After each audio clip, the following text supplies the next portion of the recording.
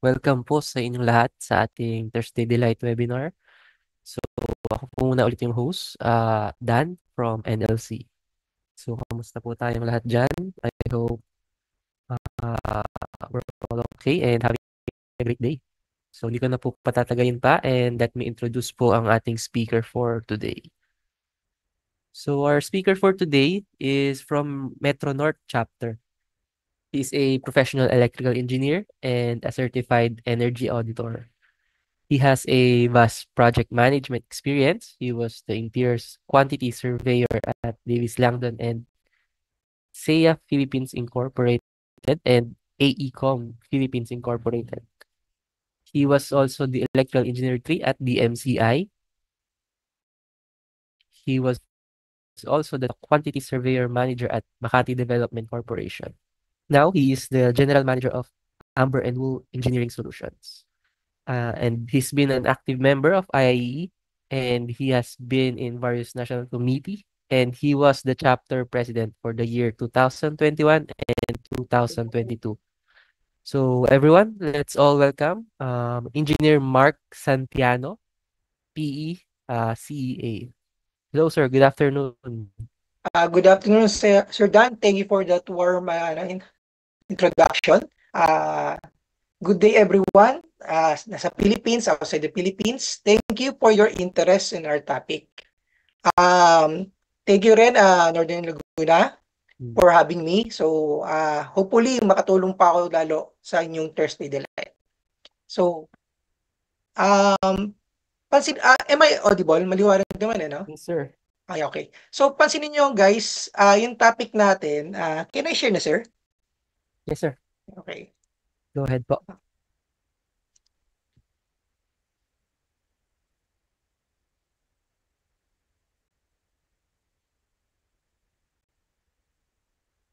Naka-slideshow na, sir?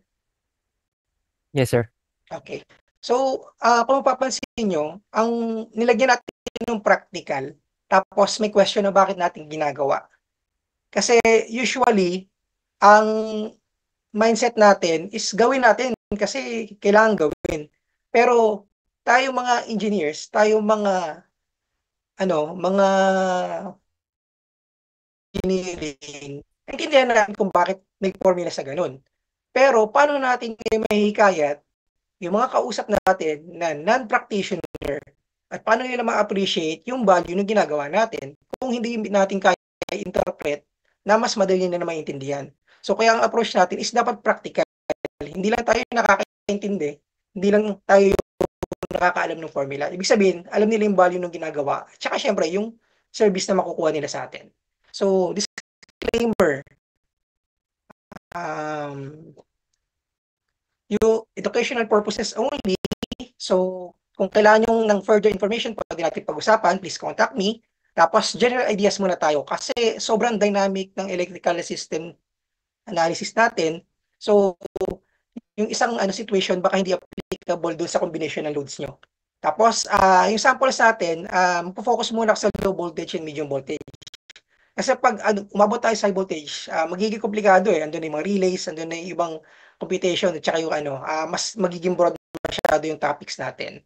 Accuracy, yun nga, nabanggit ko, hindi pwedeng ma-cover lahat ng scenarios. So, try nating i-cover hanggat maaari. Kung may questions kayo, kindly message me doon sa chat box. Try natin sagutin.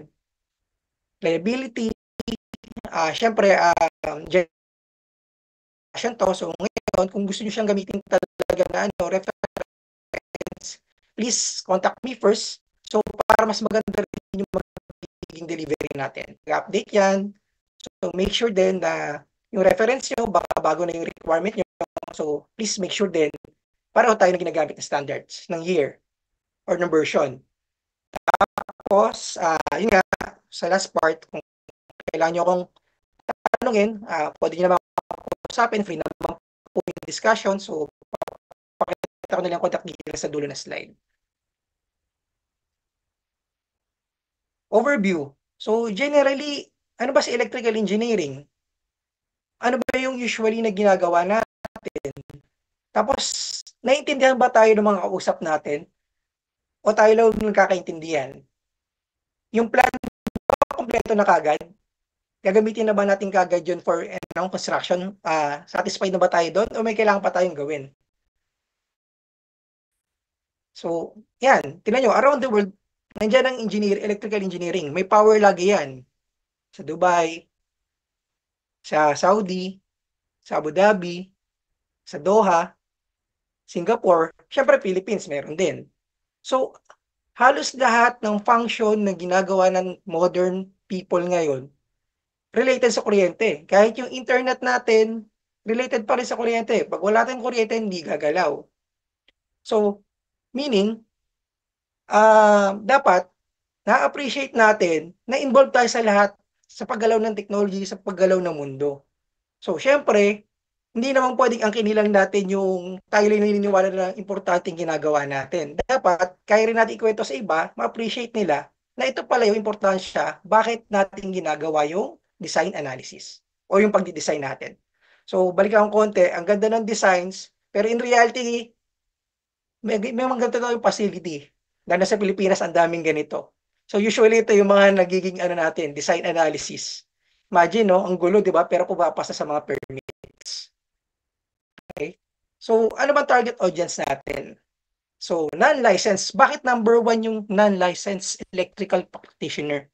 Kasi basically, lalo na sa mga umatin sa inyo dito kay Thursday Delight, meaning marami na kayong nalalaman na galing sa experts yung detailed kung paano nilang ginagawa yung mga natin, practices. Pero this time, dapat bigyan natin ng priority yung mga non-licensed or non-practitioners. Bakit? Kasi sila yung decision makers. Usually, ang mga boss natin, hindi naman electrical engineer, di ba? May architect, may civil, minsan nga business pang specialty. So, paano nila ma-appreciate kung di natin mismo ma-explain sa kanila or boring natin i-explain sa kanila, di ba? So, ano yung target number 2? Siyempre, tayo, mga license. Hindi naman lahat, siyempre sa atin, alam yung ginagawa natin. Kumbaga, may nakafocus tayo, may area of focus tayo, specialization. Pero, dapat, in a way, alam pa rin natin yung ginagawa doon sa electrical design analysis. Kasi may impact siya doon sa system natin, tsaka doon sa operation in the long run. Tapos syempre, last target natin is yung mga aspirants. So bakit yung aspirants? Kasi try natin na yung mga aspirants natin hindi lang gagawa ng TR for the sake na makagawa lang ng TR. Hopefully, mas better na yung versions na magagawa na ng next batch ng mga aspirants compared sa batch namin. Kasi mas kaya na explain bakit ganun yung mga table na hinihingi sa atin or mga values. So objectives, to introduce what is an electrical design analysis. So syempre lahat, non-left, left, pati aspirants. Sorry. Kita na? Hello? Okay na, sir? Nakuha na. Okay. So objective number 2, identify the reason why we do an EDA. So, meron bang cost impact lagi sa short run at sa long run? Number 3, understand the basis and laws involved on why should we do an EDA. Directly, indirectly. Kumbaga, hindi lang si RA 7920 ang dapat natin kinoconsider. Number 4, yung LEPs natin and LEPs natin, aspirants, kaya nilang i-discuss pagkausap na nila yung ibang tao kung ano yung ginagawa nila. Kaya na nila i-share yun. So, ano ba yung EDA? So, trinay ko kunin kay AI, kay Google. So, sabi niya, electrical design analysis is a systematic process of evaluating and optimizing an electrical system's design to ensure its safety, efficiency, reliability. It involves analyzing various aspects of the system, including. So, kung makikita nyo, yung mga orange, medyo dinagdag ko na lang kasi generic So, generally naman in terms, di ba, naiintindihan nyo naman yan. So, ang point ko lang dito, if halimbawa may architect na hindi nakakausap or may civil, hindi niya nakakausap yung mga electrical niya, tapos nag-decide na lang siya mag-research para, ayan, may internet naman kasi. Kung eto kaagad sa description number 1, load calculations lang yung nakita niya doon sa binigay sa kanya ng AI, baka akala niya load scale lang yung kailangan. Yung pala, load flow ang kailangan natin sa electrical design analysis. So ngayon, kung may explain natin ngayon yan doon sa makausap natin, boss, kulang yan. Kailangan may process tayong susundin. So hindi lang load skate or single line, okay na. Kasi pwedeng actual load conditions na yung pinag-uusapan nyo. Kaya dapat actual conditions ang i-consider nyo, ipapasok nyo doon sa inyo, sa pag-aaralan nyo. So, circuit design. So, tama, may circuit design, di ba? Kaya lang, i-review nyo. Kasi existing na yung circuit design eh. Di ba? So, magsasuggest ngayon tayo ng improvements. Bakit ang term na ginamit ko is suggest? Hindi natin pwedeng sabihin na mali yung design nung naggumawa. Di ba? Hindi siya kagad mali. Maring hindi lang niya na-consider. Pardon, narinig niyo ba yung ano? Yung chainsaw? Hindi naman. Hello? Narinig yung chainsaw? Hindi naman. Hindi naman, Dinig, sir. sir. Hindi naman. Okay, sige. Thank you. May nag-chainsaw na sa paligid.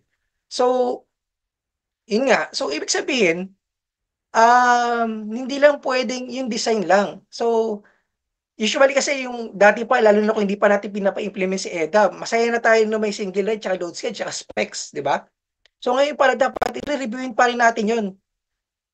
Yung dating nakaalala natin, nakagamitan lang natin ng mga times 1.25, times 2.5 do sa mga multiplier. Akala natin dati okay na. So ngayon pala dapat improve natin. So yun rin yung advantage na dapat inaalagaan ng mga practitioners. Kasi hindi na kokopya Internet ng is unstable. non-practitioner. Sorry? Your internet is unstable. Unstable ba? Pardon na. Papatayin ka na lang yung video ko.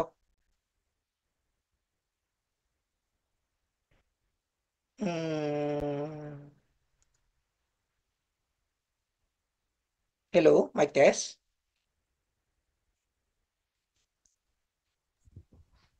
Mic test? Okay na, sir? Okay, okay. Pardon.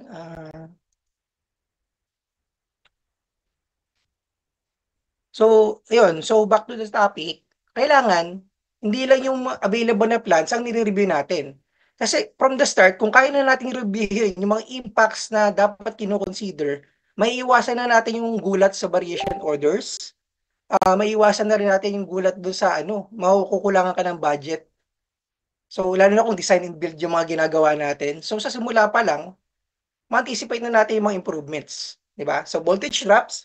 So, part ng load flow study. So, moving forward, ang point ko lang dito is dapat tayo talaga yung nag-i-interpret. Tayo yung magbibigay doon sa ibang tao na deciding factor na ganito ang kailangan. Hindi yung makukuha lang nila doon sa hindi nakakaalam or sa internet lang. So, let's uplift our profession, promote natin yung specialty natin. So, with that, dapat alam natin. So, mas madali natin mapopromote sa iba na, guys, specialty talaga to. So, you need us. So, yun, makakatulong sa atin yun. So, ngayon, bakit ba talaga? Anong reason? Kasi may loss tayo, guys. Ang engineer, hindi lang tayo dapat, focus lang doon sa maths natin. So, dapat bounded din tayo doon sa mga loss natin. Kasi halos lahat ng ginagawa natin, yan ang pinanggalingan din ng mga contracts natin, ng mga ginagawa natin, yung responsibility natin, pati yung mga kung saan tayo magkakaroon ng penalty. So, moving forward down the line, doon sa ating constitution, may common law. Ayan, pumasok si PEC. So, makikita nyo, pag code, di ba, mandatory. So, tapos tama rin yung sinabi nung sa AI in a way. Ang purpose natin dapat, safeguarding of persons and property. Pero primary, ang persons. Secondary na lang yung property. So, anong ibig sabihin nun, guys? In a way, kung makikita nyo si OSHA, ang priority nila is protektahan yung labor, yung tao, yung personnel. So, ibig sabihin, kung talagang, halimbawa, nandun kayo sa situation na medyo magulo talaga yung project, pwede kayong humingi ng temporary, ma-stop yung process, checkin nyo muna kung safe ba talaga. Pero hindi lagi, di ba? Tatansyahin nyo rin, babalansin nyo. So, anong reason? Meron tayong PEC. May code tayong sinusunod, di ba? Tapos, yung code natin, hindi lang siya binuulang nung nasa local. Actually, halos similar din siya kay NEC. Tapos may iba bang international code sa involved. So, PRC approved din ng batas. So, enforcement. So dapat din as ano tayo, electrical practitioner, maibi-bridge natin yung message sa ating OBO. Usually OBO natin architects, 'di ba? Or lawyers or sometimes may civil. So paano natin maire-relay sa kanila kung hindi natin ma-explain na, boss, kailangan talaga sa plano na merong electrical design analysis. So ito ang kailangan niyan. Hindi na pwede yung dating load sched lang, single line, approved na. Ayan, nasa enforcement. Tapos OBO, 'di ba? Nakalagay. So OBO ang merong responsibility. So kaya ngayon, pag tinatanong niyo yung part ng RA 7920 natin kung sino dapat mag-implement, nasa OBO. Sila yung magpupush kung ano bang nagko-comply ba yung facility o hindi. Hindi tayo mismo as electrical engineer pupulisin natin yung ibang building na alam mo na ko na may batas tayong sinusunod. Hindi pwedeng ididiretso lang natin kasi may nakita tayong problems. So practical, 'di ba? Hindi lang dahil alam mo, isusugod mo na. So permits, common na to. So ito, pansinin nyo, kaya ko rin napakita tong part na to ng PEC natin. Hindi updated yung sa 2017 natin. Nakalagay 2002 yung sa arc flash natin. So ingat din kayo. So kahit sinusunod na natin yung PEC, yung pala hindi natin napansin, 2002 yung nakalagay dito, pero 2018 na yung pinapagamit. So dapat aware din kayo na iba na yung formulas ng 2018 versus sa 2002. Siyempre, yung building code. So technically, under tayo ni building code. So dapat nakikipag-coordinate din tayo sa ibang kausap natin. So meaning, ibang trades, ibang specialty. Dapat sila rin, naiintindihan nila na meron tayong part dun sa kanilang facility. So yeah, yun na-mention ko kanina. So ibig sabihin, si OSHA talaga ang nagbibigay sa atin ng direksyon or naka-influence na dapat mayroon tayong system na para maging safe yung mga natin, operators natin, personnel, yung mga visitors natin. So yan yun. Kung na-discuss sa mga art flash topic nyo, doon ang galing yan. Yan yung origin ng mga libro na yan. Ayan, so bakit involved si NFPA? Actually, ang nangyari, si OSHA ang nakausap si NFPA na gumawa ng guidelines para dun sa arc flash. So meaning, dapat involved rin sila BFP sa atin. Na-appreciate din nila na merong ganong part, may mga conditions sa electrical na nag-govern doon sa system natin, which is good actually. Marami rin naman ngayon electrical sa BFP. Di ba? So yun, yung na-mention nga sa left side, merong NEC. So basically, parang pinatay natin kay NEC yung natin, di ba? Yung PEC natin. Siyempre, as an aspirant. Ngayon, aspirant, dapat alam nyo kung ano yung ginagawa nyo. O, tinan nyo, ito sample, yung luma nasa kaliwa, yung bago nasa kanan. So, ba't ko pinakita to? Kasi, nagbabago yung natin dumadagdag, kumbaga mas marami na tayong considerations na nakikita. Hindi lang ibig sabihin to pinahihirapan yung mga aspirants sa gumawa ng TR. Ibig sabihin, di-determine natin, nare-realize natin na hindi lang tayo dati hanggang arc flash lang or firefall lang. Yung pala may harmonics na dapat i-consider na nag-i-impact na doon sa system natin. So yun yung purpose ng board. Ganito tayo. So dadaan ko lang to para lang may idea kayo. Pansinin nyo lang, yung laman nito, parang pag sa taong hindi kumukuha ng TR or hindi na nag-electrical design analysis, parang napaka-generic, hindi ko siya ma-appreciate. Pero basically, ganyan yung laman ng TR ko.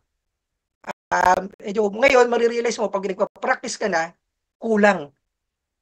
Kulang talaga. Dapat i-improve pa. So, forward ko lang.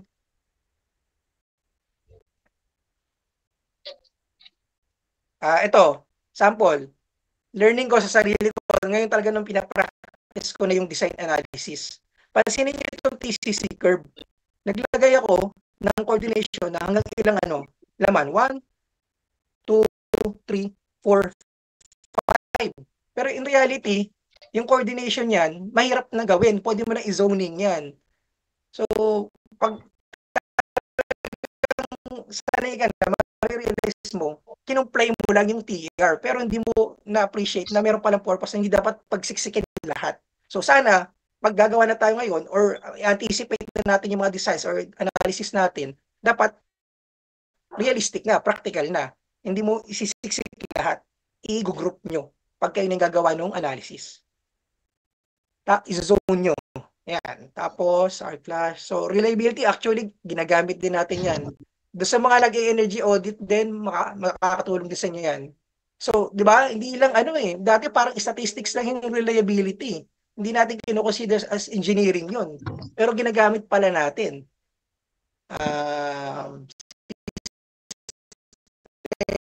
Process. Ayan. So, ito yung mga bago na lang nag-improve na. Almost the same. Mapapansin nyo. Pero, ayan, nagbabago na yung graphics nila. Ayan, R-Clash. Pero may mga dumadagdag na. So, pinagsama ko na. So, meron bang cost impacts talaga? So, ito na actual na. Meron nang nagpa-power quality analysis, di ba? So, ngayon, short-term cost, meron ka na kagad na service eh. Meron ka nang kinuha. Paano kung may power na palang laging yung power factor nila? So, kailangan nyo magdagdag ng halimbawa ng capacitor bank. So, ibig sabihin, magde-decide kayo ngayon, o i-convince nyo ngayon yung yung management nyo, boss, kailangan natin magdagdag ng ganito, pero may shutdown tayong ganito. Okay ba sa inyo? O tatyagain natin na matagal to, pero ganito yung magiging cost ng kuryente natin every month. So, ganun yung magiging analysis nyo na.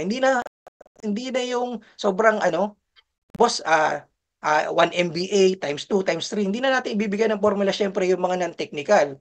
Ang i-explain natin, boss, ito ang cost impact niyan. Meron tayong service na babayaran temporarily or pwede tayong bumili ng sariling equipment, pwede tayong mag-in-house training or kung ayaw nyo, tayo, subcon.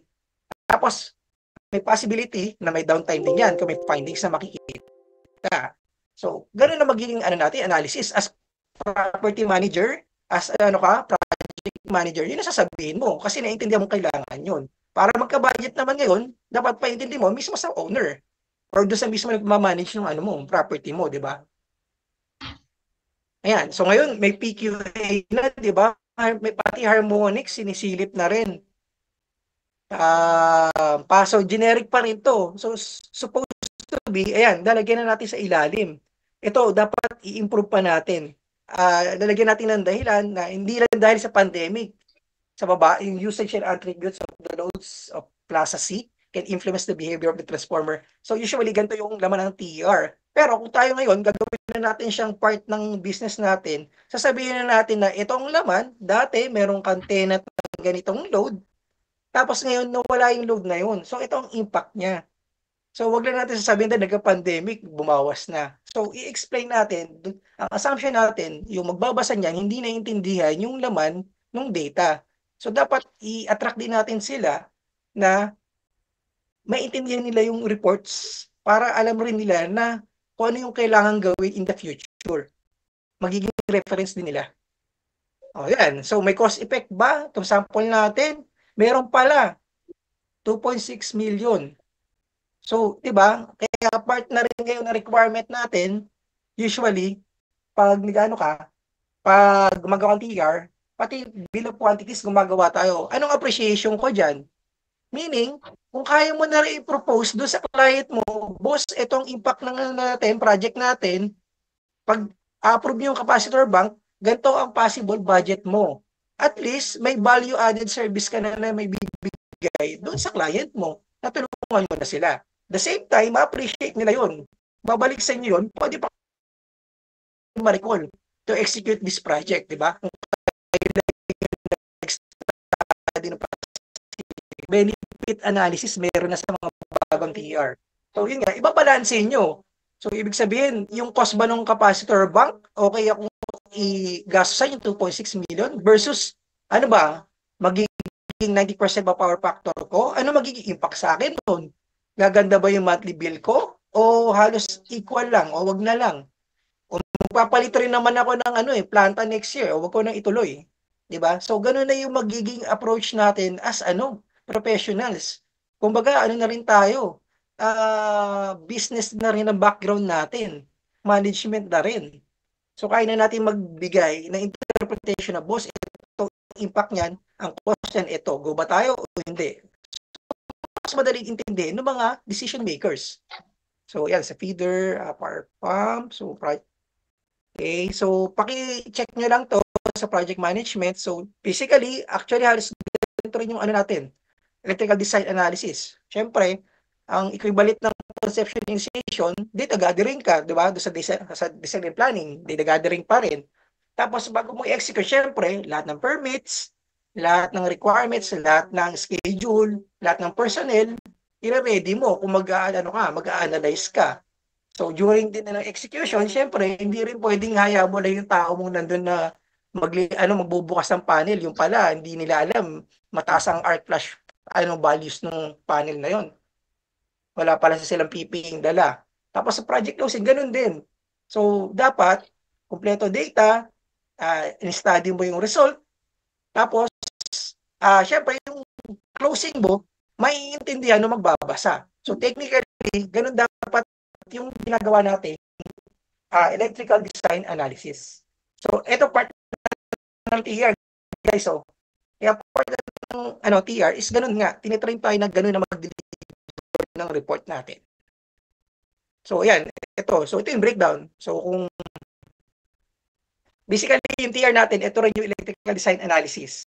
Pero, ang kailangan natin ngayon is paano natin ma-appreciate ng tao. So, later, matutulungan ko kayo na mas maintindihan pa. So, forward na. So, ngayon, punta na tayo sa question. Do we really need to do an EDA? Again, babalik tayo sa cost, sa contract. So, laging babalansin natin lagi. Yung safety ba ng tao versus sa cost? Ano mas priority? Siyempre, safety ng tao at safety ng property. Magtitipid ka ba kung alam mo may na-experience ka ng problem or alam mo na matagal na walang preventive maintenance man lang or matagal nang walang design analysis yung project mo or yung facility mo?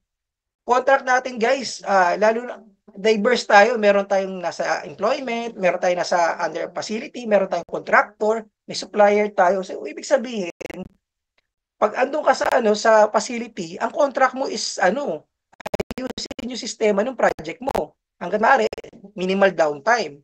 So, ibig sabihin, dahil job description mo yan, alam mo na kailangan na mini-maintain mo or minomonitor mo via electrical design analysis yung system mo. Hindi mo hahayaang umandar lang siya na hanggang masira lang. Which is, babalik rin doon sa kanina may reliability tayo. Part na rin nagiging studies natin. Ngayon, hatiin ko si design analysis natin sa dalawa. Dati kasi, ang pagkakaintindi ko, usually, existing facility mo lang siya magagamit. Kasi yun yung existing di ba? Sisilipin mo kung adequate pa lahat, tama pa ba yung mga settings sa mga equipment. Pero, pwede mo rin palang gamitin si electrical design analysis sa construction stage or sa design. So, sabi nga ni Engineer Tabios last time, actually, binaro ko sa kanya tong flowchart na to. Sa feasibility side, pwede natin gamitin si power system study. So, saan natin gagamitin yan? Halimbawa, ikaw, again, uso ngayon, contractor, design and build and specialty. So, ngayon, kung meron ka ng design, na yung basic, yung single line, yung load sked, tapos yung floor layout, plan layout, pero dahil marunong ka mag-analyze nung plano ng electrical, marirealize mo may voltage drop, yung loads mo pala puro may harmonics or puro motor loads, alam mo na hindi sapat yung mismong yung basic design na ginagawa natin, yung sinasign and seal. Kumbaga hindi lang natatapos dun sa sinasign and seal na plano. Dapat re-reviewin pa natin yun. So, ano advantage nun? So, bago pa lang ma-execute yung plano, alam mo nang ma-anticipate na maaari ka na may variation order na additional with valid reason. Or maaari mo na siyang i-BE dahil baka medyo na over-design ka. So, gano'n naman sa kanan, sa existing facility, para ma-prevent natin yung problema, ma-prevent natin yung accidents, ma-prolong natin yung equipment. Kaya dapat, ang approach talaga natin, ano yung practicality, bakit ginagawa natin yung electrical design analysis. or your power system study. So, sample case studies. Hinirap ko yung iba, guys, kay Ma'am Chi. Kaya, baka familiar sa inyo to. So, again, guys, kung maglalagay kayo ng ng kinuha nyong sample, dapat bigyan nyo ng credits or para hindi nyo kayo ng kinuha nyo lang.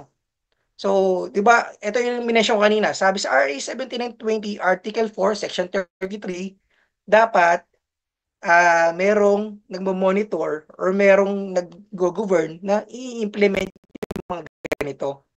Yung mga studies na yan, kung tama ba yung system natin. Actually, kudos doon sa mga facilities na although medyo may mga challenges sa kanilang facility, pero pinakita nila sa board na willing sila makipag-cooperate. So, ayan. So, kung paano tayo nagsisimula usually na design analysis, review natin kung may single line. Sir Jimmy, may review niya single line. Okay ba? O sila nagko-comment para alam niyo kung ano yung sisilipin niyo. Ito, good. Meron sila sa site. Napakadalang ng mga facility, lalo na yung sobrang may edad, na mayroong existing na single line. Kung meron man, hindi pa updated. Which is dapat ina-update din na natin at least 2 years, 3 years, 5 years. Or kung meron ka major changes na ginawa. Which is madalang na ginagawa. So ito guys, tingnan nyo to. Sorry, medyo lang ako, magsasabi lang ako ng totoo. Medyo masikip. Di ba sa PEC pala natin, kaya inuna ko ni PEC. Andun yung Bible natin eh. Mapapansin nyo na, pwede na natin i-recommend na findings natin masikip. Doon pa lang ito, tinan nyo, yung transformer, tsaka yung panel. Pag binuksan mo na yung pinto ng panel, ang sikip na. So hindi na siya safe environment for working individuals, di ba? What if may bisita ka na non-electrical practitioner, hindi natin na-highlight na may importansya na may arc flash pa lang pwedeng mangyari dyan. So, maaaring madisgrasya, di ba? Yan ang pinakaayaw ng business, yung magkaroon ng labor or merong mga dole, di ba? May madole sila dahil sa mga malpractice or accidents, di ba? Yan, katulad nito. So, supposed to be, ideally, kahit yung mga meter center natin, may boundary line yan. So, kahit ang board, pasintabi lang, kahit ang board or kahit sila Ma'am Chi, dapat, technically, medyo malayo, may boundary, or may PPE. Di ba? Kung ideal na yung scenario natin. So, dapat, as practitioners, unti-unti natin na i-encourage yung mga boss natin, yung mga managers natin, yung mga natin, yung nasa site, yung mga civil, usually, yung mga safety natin, di ba, hindi, madaling naman, meron ding safety na hindi electrical. So, dapat, ma-appreciate nila na dapat, meron palang arc flash boundaries na dapat sundin. Katulad yan, ito pa, sample. Ito, ang simple ng idea, pero tingnan nyo, may alikabok yung panel. Ito, pointer.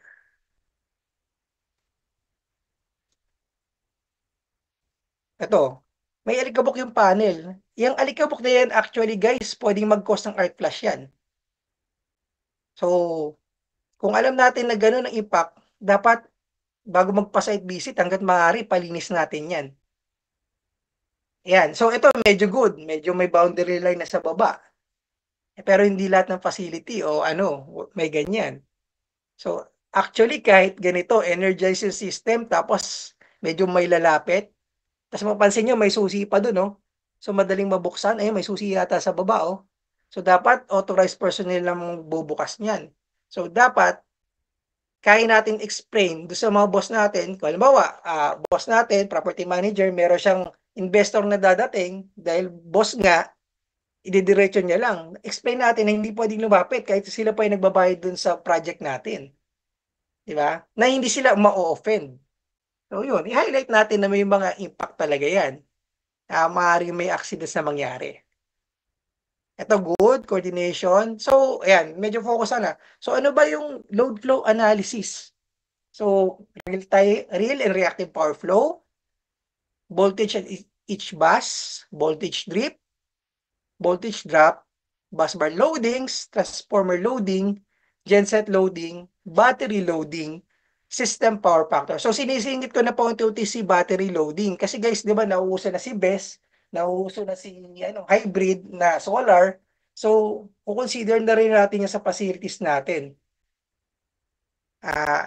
Case study. Pansinin nyo to. Ito nga, common load sked. Sumunod naman sa code natin, merong main, wala lang yung yung kite rating. Pero meron kang sets of wire. So, meron kang conduit, meron kang grounding, may number of sets. So, kinonsider nila yung sizing, di ba? So, ito yung classic na multipliers natin. Kung paano tayo nagsasizing ng wire and protective device. Pero, kulang pa pala yun. Kasi, halimbawa, ito yung load sked, pero ito naman pala yung number of sets of wire. So, ibig sabihin, kung hindi na consider ang derating factor niyan, laging mainit yan. Almost laging summer tayo. Mainit ang ambient temperature natin. So, magtataka kayo, bakit laging mainit yung wear nyo? O laging meron nagtitrip? Or laging parang may hotspot sa mga nyo, sa mga thermal scanning nyo.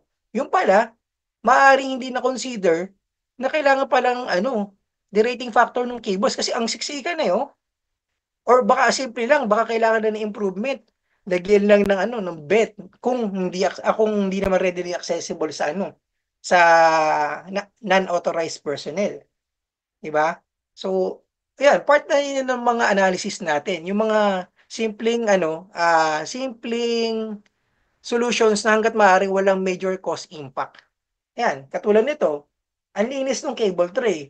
Pag sa normal na practitioner or medyo bago-bago, ang tingin natin, wow, ang ganda, which is good, naka-group, naka-tie, so naka-sets din, hindi na pinaghiwalay yung pace.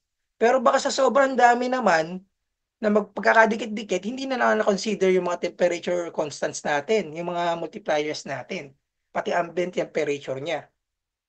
Yun. So, yun yung part, kaya tayo naglo-load flow analysis. Kala natin dati, okay na to. Yung pala, kailangan na natin consider itong mga to. Halimbawa ito, cold storage. Pero hindi cold storage yung project sample lang. Halimbawa, cold storage mo, sobrang haba nun, di ba? So, meaning tong wires na to, bukod sa voltage drop, tapos yun nga, derated pa, baka nga, hindi na umaabot yung tamang, sizing ng ampacity, dahil ang layo na. So, kaya kailangan natin mag-load flow o sample para mas ma-appreciate lalo. Nung simula, halimbawa, ito yung load sked kanina, 1.6 MBA. Tama naman ang size ng wire, tama naman yung length. So, na-consider si voltage drop. Pero dahil sa sobrang layo, yung pala, yung mismong binabato ng transformer, hindi naman pala kasya yung capacity. So, ma-analyze natin yan. So, kung adequate pa ba si transformer o hindi. So, ngayon, ang purpose ng load flow analysis natin, pwede nating i-consider na, boss, baka pwede nating may budget pa, baka pwede nating i-propose na 2 MBA na lang yung transformer para mas optimize yung system. Kaysa yung nagawa mo na yung project, tapos saka pa magdadagdag ng bagong service entrance. Mas masakit sa ulo yun, di ba? So, dahil kaya natin mag-load flow, kaya natin explain na, boss, ito talaga impact niyan, ito yung mangyayari pag hindi natin ginawa yan, baka mas masakit sa ulo kasi operating na, doon ka pa magdadagdag. Or baka naman pwede pa rin, so depende sa situation, kaya nyo ngayon mag-decide as engineer na pwedeng pamatagalan, baka mas maganda 2 MBA na, pero kung hindi naman magdadagdag kagad, o sige, after 5 years, anticipate natin may bagong service entrance tayong gagawin. Pero yung pala, akala natin, transformer loading lang chinek natin. Yung pala, hindi rin umaabot yung power hanggang sa dulo. Kailangan pa pala nating adjust yung transformer top. Let's face it guys, usually, ang nag-install sa site, hindi basta-basta ginagalaw yung top. Hanggat maaari, default settings para mas less ang stress, less ang pressure, less ang pananagutan. So ngayon, dahil marunong ka as site engineer or project manager, na guys, kailangan natin i-coordinate. Halimbawa, si utility magbibigay niyan. Pwede nyo i-request kay utility, ito yung aming electrical design analysis, paki-confirm kung okay sa inyo gawin to. Kung pumayag sila, hindi yun. So, okay yung load flow na system mo. So, naiwasan nyo yung possible variations na optimize nyo pa yung system. Hindi ka magtataka, uy, ba't bumibitaw yung motor natin? Hindi siya nag-energize. lagi nagdiniwisan stripping. Yan. So, yun yung purpose nun. Yun yung practical side. Again, ayan. So, hindi lang siyempre si bus, hindi lang si transformer. So, pati si cable, mache-check na rin natin sa natin, load flow analysis natin. Kung hanggang sa dulo. Kasi usually, again nga, pag sanay lang tayo doon sa load scale tsaka single line, akala natin adequate na. Yung pala, dahil sa combination na ng mga loads natin, gumagawa na siya ng reason na hindi na nagiging adequate yung binigay nating transformer or anticipate nating capacity ng system. Yeah. Pati actually breakers, pwede rin natin gamitin. Combination ng short circuit tsaka load flow, mache-check din natin yung size ng breakers. Disclaimer guys, hindi ko ini-endorse yung software na ginamit ko. Ito lang yung ginagamit ko, nagkataong natutunan kong gamitin. Pero any software will do, basta license lang yan, pwede nyo gamitin. Ayan, so ang daming stages, di ba? Siguro 4 yata o 5 na nangyari. Saka nyo na-optimize. So, ibig sabihin, hindi lang yung isang pasadahan yung gagawin natin sa TR. Alam mo, gumagawa kayo ng TR, hindi pwedeng isang pasadahan lang yung gagawin nyo. Okay na. Good yon kasi sa TR, manual yung ginagawa. Pero ang idea dapat, pag magpo-propose na kayo ng analysis, is lahat ng combination ng loads, tsaka kung ano yung status ng bawat bus or load or source, masisilip nyo na, ma-optimize nyo na. So, yun yung general idea kung bakit talaga tayo nag-electrical design analysis. So, pag nakita nyo yung green, I'm not sure sa older versions ng ETAP, kung nag-green yung ibang part, kung na-optimize nyo na. Kung dating red. Okay? Short circuits. So, bakit natin kailangan yung short circuit besides do sa coordination settings natin, relay settings? So, yung common na nag-discuss sa atin, sources natin, genset, utility, motors, loads, lamp loads. So, combined loads, di ba? So, ito, isang sample project. Imagine, dahil ang genset mo 5, tapos ang goal mo pa, less than 10 seconds dapat energize lahat, synchronize na yung system mo, hindi mo na-realize, more than 100 kaik pala yung mo. Ito, nakalagay 100 kaik, guys, Not sure kung familiar kayo sa project, pero wag nyo na lang i-discuss. For sample lang to, 100 kaik na, akala natin, ang mahal na nito. Mahal na synchronizing panel na to. Akala natin sagad na. Hindi pala na electrical design analysis. Nung nagkataon, nang ginawa namin to, yung pala 126 kaik na yung equivalent. So imagine, akala natin yung traditional na in-order na natin yung yung equipment, kulang pa pala yung kaik rating, di sakit sa ulo. So hindi mo naman pwede i-retrofit yan, ang laki ng panel na yan, pati yung mga bus niyan. So sakit sa ulo, di ba? So dahil nagkaroon ng ganitong situation, dahil na-analyze nyo ng maaga, pwede nyo i-propose, boss, baka pwede natin gawing pwede bang, meron ba tayo available na mas malaki sa 100 kaik na breakers?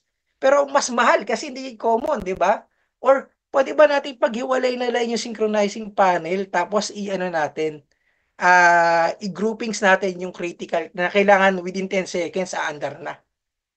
Di ba ang ganda pakinggan nun na na-analyze mo na kahit may plano na, pero nakita mo na prevent yung millions o hundreds of millions na magiging cost na prevent nyo na or na-anticipate nyo na. Dahil marunong kayo mag-electrical design analysis. Yun. So, short circuit, bine-verify mo si closing and latching. Si closing and latching para kay high voltage and medium voltage na protective devices.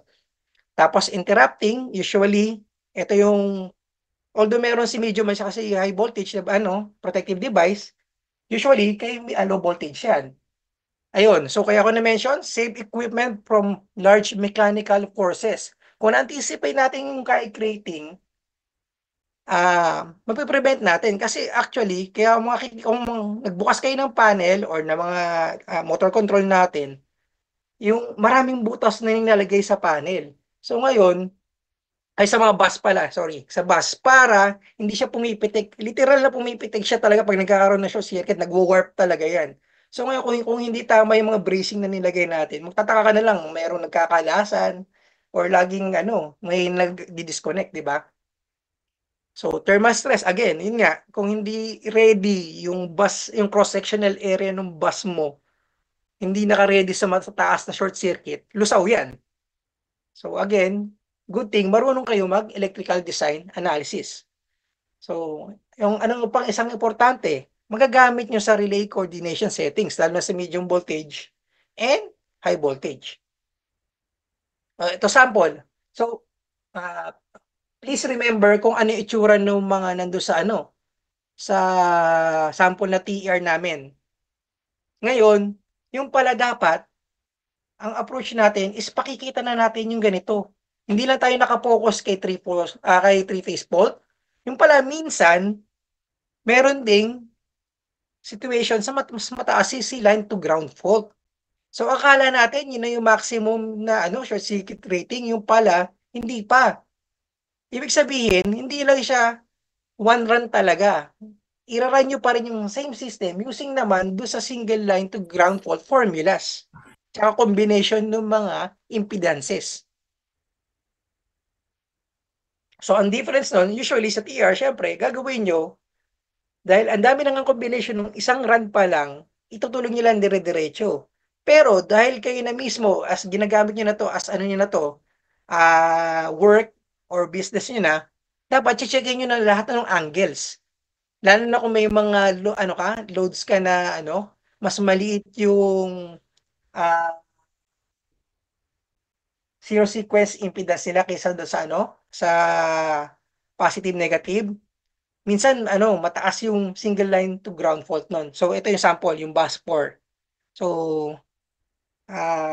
tingnan nyo, 14.062. Tapos ito 12 lang. Pero usually, ang nakasanayan natin, mataas ang three-phase fault, di ba? Anong reason? Ayun, mas mababa yung impedance nitong series sequence natin versus do sa positive at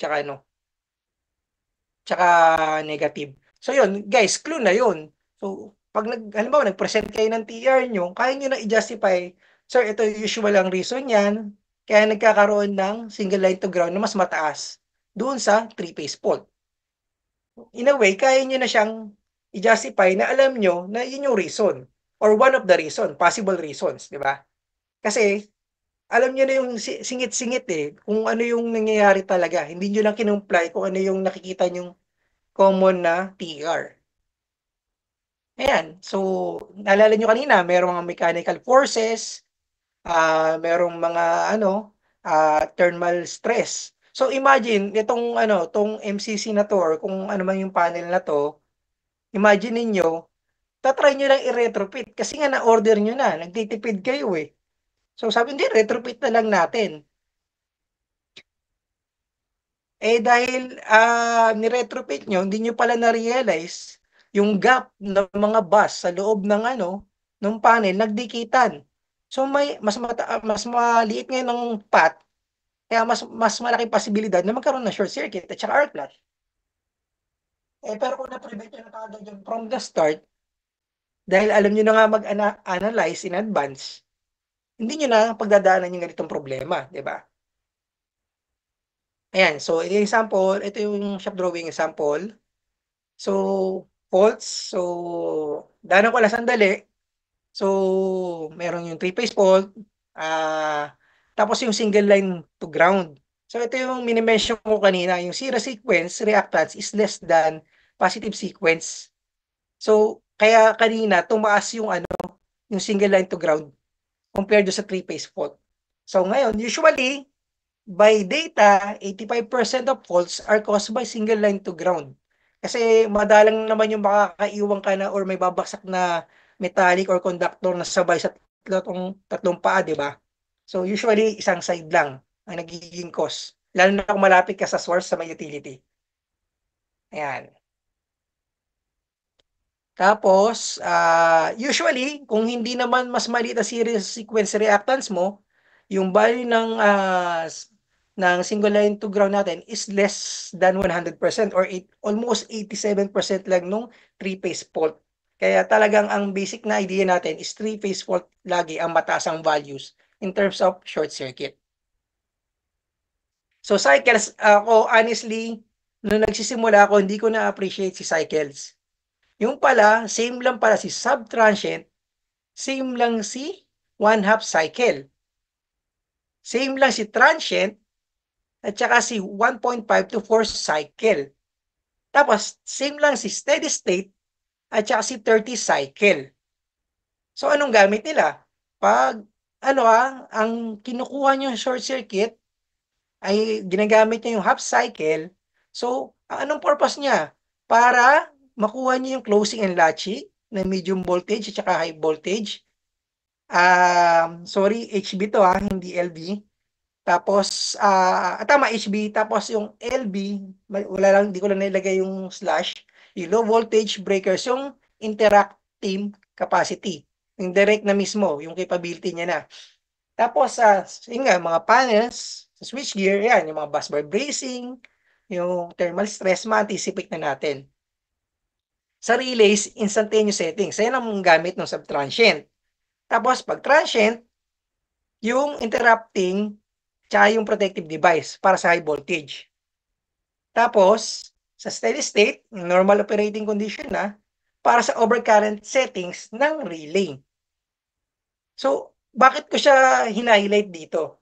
Kasi, nung time namin, pinagawa kami ng ganitong table. Sabi, gawa kayo ng anong ba mangyayari pag may subtransient, pag ginamit mo yung transient, at saka steady state. Nung binalikan ko yung TR ko, na-realize ko, ginawa ko lang siya talaga. As in, may values ka naman, may table ka eh. So, in-input lang, naglagay lang ako ng tatlong table. Yung pala, pag na-realize mo yung gamit, tatawanan mo yung sarili mo. Puro low voltage yung project ko. So, ba't ko pa ginamit yung transient? Siguro kung yung nag-check nung TR ko noon, marunong, baka natatawa sa ginawa ko. So, ngayon, dapat practical na yung TR natin o yung report natin. Huwag lang natin ilalagay sa report na merong ganito dahil alam lang natin ilagay yung formula. Pakita rin natin na may limit or alam natin kung saan talaga ginagamit. Okay? So, harmonics and power factor, pinagsama ko na. So, power factor, harmonics, capacitor bank, motor starting.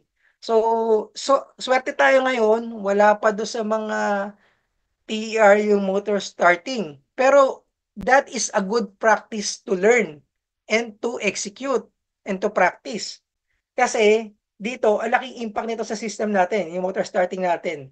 Lalo na yung mga nuisance stripping natin.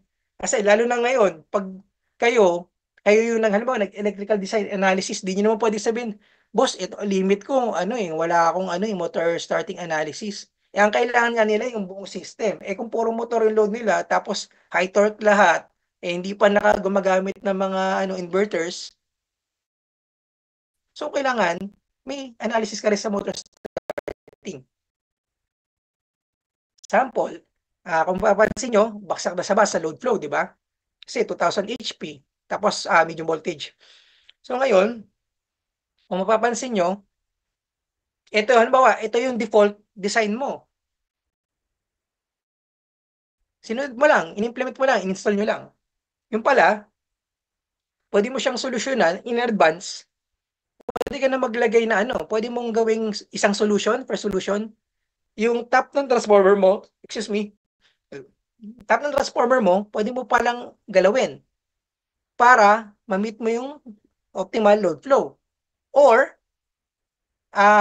posibleng maglagay ka ng capacitor bank dun sa pinakamalapit na nagkukos ng lagging power factor mo. Isang solution yan. Pero, dahil nagpa-practice ka talaga, hindi mo pwedeng basa-basang i-suggest na, boss, galawin lang natin yung top. Lalo na kung existing na yung project. Kung bago pa na-execute, pwede mo na sabihin, sige, anticipate na natin, ito yung top. Pero ano ba ang disadvantage pag yung top ang ginalaw natin versus maglalagay tayo ng capacitor bank? So kung yung top ang inilagay natin, ibig sabihin yung lahat ng branch sa ilalim niya, naka-push na yung natin, more than sa 100% na yung pinupush na voltage yun. So pag sumobra ka rin naman sa 105 o 103%, na rin yan, errors na rin yun sa system mo. baka mag-overload na yung ano mo, over-voltage na yung system mo. So, masira na. So, minsan, maganda yung idea kung sure ka na in the long run, hindi ka magbabawas ng motor or ng loads mo na nagkakos ng laging power factor. Pero, kung sure ka naman na hindi mo pwedeng basta-basta galawin yung transformer side mo dahil utility yung nagbigay niyan, tapos ayaw mo rin na may downtime, pero kaya mo i-manage na yung mismong motor loads mo lang na malapit na talagang contributor ng problem, yun na lang yung ida-downtime mo. So magkabit na lang kayo ng capacitor bank na adequate size dito. So yan. So pwedeng ibalik mo sa normal, tapos naglagay ka lang ng cap bank. So kung mapapansin nyo, halos pareho pa rin na na-optimize yung system. Ngayon, art nyo na yan. So, artist na rin kayo. Kumbaga, design nyo na yan. Decision nyo na kung paano nyo i-combine yung experience nyo tsaka yung actual scenario sa project. Kung mataas rin ang risk appetite nung mismong may-ari or okay lang may downtime or ayaw nyo may downtime, gusto nyo lang produce ng produce. Share lang ako ng konti. Sample, may textile plant kami na puntahan. Kung makikita nyo ang ibang textile plant sa Pilipinas, sobrang ang daming problem. Na ewan ko ba't nagkakaroon ng permit. Kahit basa na sa may panel, tuloy pa rin sila. Kahit may steam na dumadaan sa malapit sa panel, tuloy pa rin sila. So, imagine ganun facility yung hiningihan ka ng proposal. Sinabi ka, engineer, site visit nga to, kailangan ko ng electrical design analysis for permit purposes. Di ba hindi mo naman pwedeng basta-basta tanggihan, di ba? Unless sobra talaga ang daming problema. Pero, normal na may encounter natin na maraming lumang facility na kailangan nating improve na pag i-apply natin si electrical design analysis, sasakit ulo natin sa daming scenarios na kailangan nating ayusin. So, arc flash. Generally, alam natin ang idea, ito si arc flash. Restricted, limited, tapos arc flash boundary. Yung safe na, yung kahit wala ka ng or pinaka-minimal na PPE na gagamitin mo, pwede ka na magpadaan ng ng mga visitor mo. Yung katulad sa kanina, yung may yellow line doon sa facility. So meron silang gano'n, halimbawa. Pero, wag natin kalimutan na hindi lang siya horizontal. Pabilog siya. Kaya kung kanina, mababalikan natin yung isang picture. Yan, halimbawa ito. Ibig sabihin, halimbawa kung ang arc flash boundary na natin ganitong kalayo hanggang dito, horizontally. So, ibig sabihin, dapat sa taas din, kung may papanik dyan, alam niya, pareho rin dapat ng layo dito, ang impact nun doon, lalo kung meron siyang ino-operate na device dito sa taas. So, ibig sabihin pabilog, pati sa likod. Lalo na kung freestanding yung panels natin. Baka akala natin sa harap lang yung yung impact, yung pala, pwede rin pag sumabog, tatama ka rin sa likod. So yun, dahil marunong kayong mag-electrical design analysis at kaya nyo ngayon explain doon sa inyong mga boss or doon sa mismong project owner or facility manager, so mas mababawasan yung risk ng tao na magkaroon ng aksidente, di ba? Yan. So sample, arc flash. Yung default natin, level C. Yung natin, PPE na natin. At 0.1 second. Yung fault clearing time natin. Tapos, di ba tayo, minsan, gagawin natin, magde-data collection tayo, sabihin natin, okay na yan. Assume na lang natin yung natin, short circuit ng source, ng utility. Assume lang natin. May mga ganun. Ako dati guilty ako na ganun na nag-a-assume na lang ako na kung ano yung general sa area. So, sample, dati, halimbawa, in-assume ko 100 MVA pala yung short circuit ng area. Yung pala, may impact rin pala yung short circuit ng utility sa values ng mo, arc flash mo. So, imagine, yung pala nga actual is 399 MVA short circuit. Yung pala, level C, tumataas-taas na pala yung mo, incident energy mo, 6.4 na, 5.8 na. What more industrial complex ka nakalagay? nag-expand ng expand yung area, hindi ka nag-a-update ng design analysis kahit every 5 years. Hindi ka updated. Yung pala tumaas na, naging 500 din ba yung utility? Yung pala, baka mamaya yung level C mo, level D na. Nung nagme-maintain ka, hindi ka pwedeng mag-downtime ng equipment, nagme-maintain ka, nagulat ka, bakit hindi kinaya nung suit mo, ba't nalusaw? Yung pala, hindi mo na-update yung system mo, tumaas na pala yung short circuit ng source mo. So yun, so dapat practical din tayo. So dapat, kaya natin i-propose sa mga boss natin, boss, budgetan natin yan. Hindi pwedeng hayaan lang natin umandar dahil yung ibang katabi rin nating facility, nakaka-impact rin sa grid natin. So kailangan paminsan-minsan budgetan natin, lagyan ng study para alam natin na okay pa rin yung configuration ng system natin. Ano ba to? Ito pa, sample. Halimbawa, pareho ng short circuit ng galing sa utility. Tapos, wala kang ginagalaw. Nagkaroon ng problema. Kailangan mo kagad magpalit ng breaker sa part na to. Hindi pareho ng brand at ng model yung nabili mo dahil wala ka nang mabili sa market dahil luma na tong unang sample na to. So bumili ka ng, kala mo pareho lang kasi pareho na ang capacity. Binili mo, kinabit mo yung breaker doon. Yung pala, sobrang taas ng sensitivity niya, hindi niya na-detect yung mga small value na nagko-cause ng arc flash, ng fault. Kasi technically si arc flash, para siyang, imagine niyo small current na nag-iipon pa unti-unti, na nag-iipon, na nagkakaroon ng pressure. Kaya nga ang nangyari, dito sa sample na picture na to, balikan ko ng konti.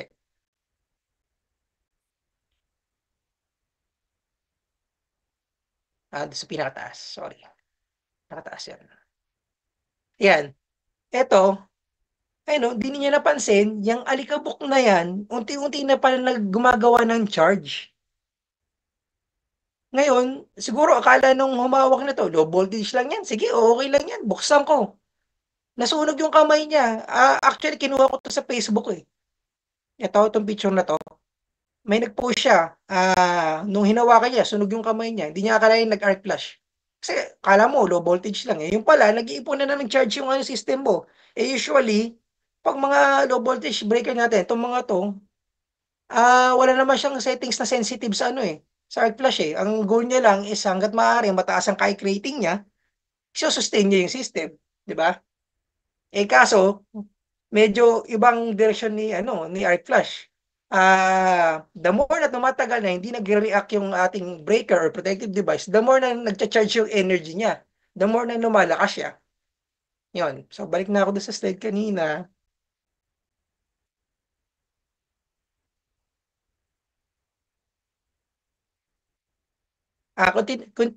Continuation lang. Si arc flash kasi natin, at saka yung ginagawa natin usually, time-based tayo guys. So, ito ibig sabihin, kung yung dating curve, nung halimbawa, ganito yung original curve, tapos, yung binili mo pala na model, same ampacity, pero iba naman pala yung curve niya. Mas mataas ang sensitivity niya. Yung arc flash mo dito, nag-iipon na dito. Hindi pa nasa-sense yung bagong breaker mo. O, posibleng, tumaas na yung dapat na value ng protective equipment na gagamitin mo. So, balik ako dun sa slide.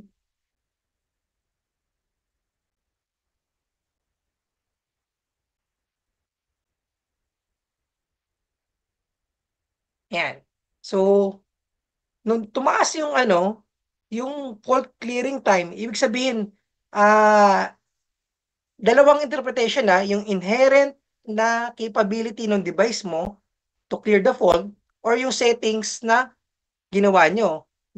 Halimbawa, for this example, kung halimbawa low voltage to, although medium to, dahil low voltage, 0.4, 400 volts. So, dahil low voltage to, wala siyang settings na maging sensitive sa arc flash.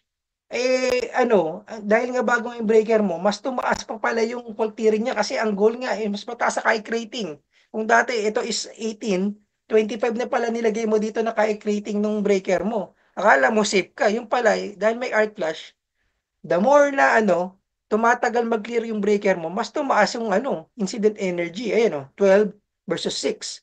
So yung level mo, level din na, mas makapal na yung PPU mong kailangan. Pero walang nangyaring iba sa sa system mo, di ba? Nagulat ka ngayon, ba't nagkaroon ng arc flash? At nalusaw yung gamit mo. So yun, ganoon rin. Kaya isa pang dapat na i-consider natin, pag nagme-maintain tayo or nagpapalit tayo ng equipment, make sure well documented. Para pag in-audit tayo, hindi tayo magugulat. Uy, bakit nagkaroon ng problema dito sa part na to? Eh, pareho lang naman, wala naman tayong binagong load. Yung pala, nagpalit ka ng protective device. So yun. So, part ng practical ko, idea or reason kung bakit tayo nag-electrical design analysis. So, ano pa ba nangyari? Ayan, so, tinaasa pa. Halimbawa, lalo pang mas mataas yung tolerance. Kasi naaasar kayo eh. Sabi niyo, ano ba naman yan? Nuisance stripping na nuisance stripping. Hindi na mag-start yung system ko. Taasan ko nga yung sensitivity, lalo ko pang babaan. Hindi ko gagawing sensitive yung system ko. Tinaasan mo pa ngayon lalo, in-adjust mo, pinatagal mo pa yung time. Ayun, naging level E pa lalo. Akala nyo, na-prevent niya yung nuisance stripping, pero in-encourage nyo pala na mas mataas yung incident energy. So, yun. Kaya ako rin na-highlight kanina na magandang meron tayong motor starting analysis.